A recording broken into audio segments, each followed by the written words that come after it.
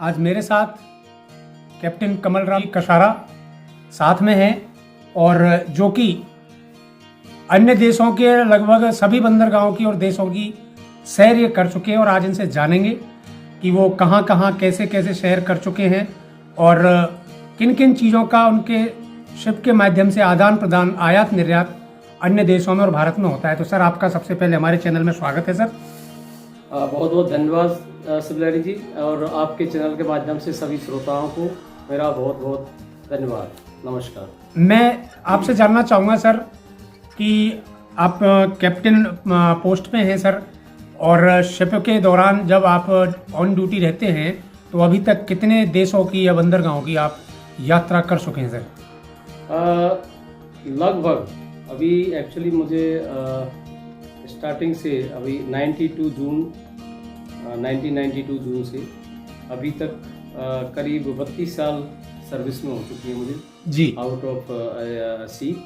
तो करीब करीब सारे देश जो भी बंदरगाह हैं वर्ल्ड में, पूरे संसार में, तो मेरी सबकी लगभग जहाँ जो भी कनेक्टेड है सी से, वो सबकी यात्रा हो चुकी है। जैसे एशिया में अगर आप देखें तो पाकिस्तान को छोड़ के हमारा इंडिया है, बांग्लादेश है, फिर इंडोनेशिया, मलेशिया, फिलीपाइंस,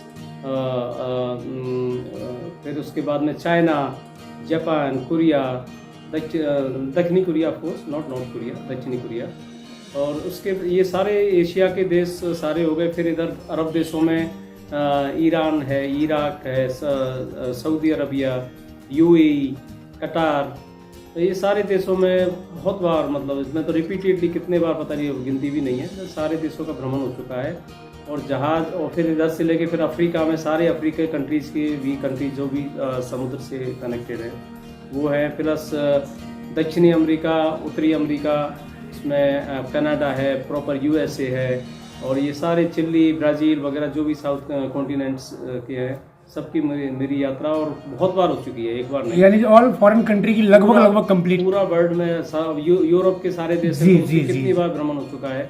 जैसे इंग्लैंड है, जर्मनी है, पोलैंड है, हॉलैंड है, ये सारी जो कंट्रीज़ हैं छोटी छोटी, उनमें सबका, पुर्तगाल है, इटली है, तो इनकी सबकी बहुत बार मेरी यात्रा हो चुकी है। और शिप जब जाता है तो हमारा वहाँ स्टे भी होता है। समटाइम्स डिपेंड्स ऑन वेटिंग में रहते हैं, तो कभी करीब वीक में एक वीक भी वहाँ पे स्टे हो सकता है। तो हम लोग बाहर घूमने करने भी जाते हैं, सारा भ्रमण, जैसे एज ए टूरिस्ट आल्सो, तो वहाँ से आके और आ जाते हैं।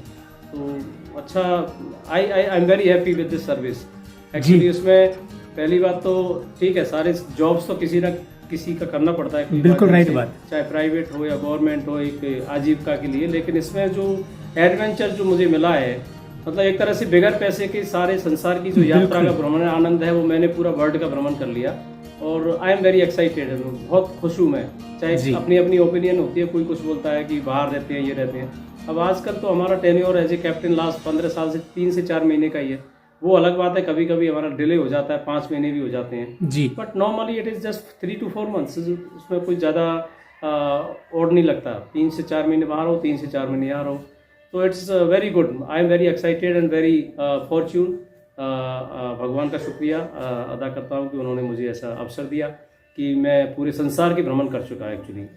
एक सवाल ये रहेगा सर कि जैसे आपका जो कंटेनर जहाज़ों से, कई जहाज़ों से आना जाना रहता है, तो मैं 2-4 चीज़ें आप ऐसी बताएं जो भारत से ज़्यादा अधिकतर देशों में भेजी जाती हों और भारत और अन्य देशों से अपने भारत के लिए मंगवाई जाती हों। हमारे यहाँ से सारी काफ़ी चीज़ें निर्यात होती हैं, बट इसमें जो मेनली है वो एक तो हमारी जो कपड़ा उद्योग है जी, वस्त्रों का काफ़ी निर्यात है, सबसे ज़्यादा निर्यात है, मैन्युफैक्चरिंग है। और देन उसके बाद में व्हीकल्स जो रहते हैं, छोटे बड़े व्हीकल्स हैं, बट ज़्यादातर वो एशियन कंट्रीज़ में ही ज़्यादा निर्यात होते हैं, ना कि यूरोप और एशिया में, यूरोप और अमेरिका वगैरह में नहीं जाते, ना के बराबर है, बिकॉज उनकी quality is much higher than ours requirement, any what ever it is. But Asia में सबसे ज़्यादा निर्यात होता है व्हीकल्स का, एंड खाने पीने की जो अपने के जो रॉ मटेरियल्स है, जैसे कि ग्रेन है, राइस है, व्हीट्स है, ये सारा निर्यात होता है काफ़ी मात्रा में। और अरब कंट्रीज वगैरह में हमारे यहाँ से जो वेजिटेबल, फ्रूट्स और मीट, बीफ, ये सारे भी निर्यात होते हैं। As long as import concerns, तो इम्पोर्ट्स में जापान, वगैरह से जो शुरू से जो देखा है आपने, आजकल तो उनकी अलाइड कंपनीज यहाँ पे चालू हो गई हैं इंडिया में, लेकिन पहले से जो इलेक्ट्रॉनिक्स गुड्स है, जी जो लेटेस्ट इलेक्ट्रॉनिक्स आइटम्स है, और यूरोप से वगैरह से उनकी जो मैक्सिमम लाइक हैवी मशीनरी, जी वीपन्स जो हमारी फौज में और हमारी जो डिफेंस सर्विसेज में काम आती हैं, तो ये सारी मैक्सिमम लाइक फ्रांस हुआ या जर्मनी, इनसे हम लोग आयात करते हैं, तो वो भी आती हैं। तो सारी शिप के माध्यम से ही आती जाती हैं, और सारे जहाज़ की अलग अलग बनावट होती है। जैसे कंटेनर शिप है, उसकी बनावट खाली कंटेनर की है, वो और कुछ सामान नहीं लग सकता। कंटेनर में कुछ भी हो सकता है जी। कंटेनर्स में अब एक कंटेनर्स में कोई लिमिट नहीं रहती, डिपेंड्स ऑन की वैल्यू क्या क्या है। अब सपोज आप एक कपड़े का ही ले लो, एक ड्रेस, अब आजकल 10,000, 20,000, 50,000, कोई लिमिट ही नहीं है आजकल। तो एक कंटेनर की कीमत आप करोड़ों में। अब ऐसे 5-5 हज़ार कंटेनर्स के बड़े बड़े जहाज हो गए आजकल, TUs के, जिसको TUs बोलते हैं। तो 5,000 प्लस कंटेनर्स है, तो उसका कोई लिमिट ही नहीं है कितने का वैल्यूएशन होगा, क्या होगा क्या नहीं होगा।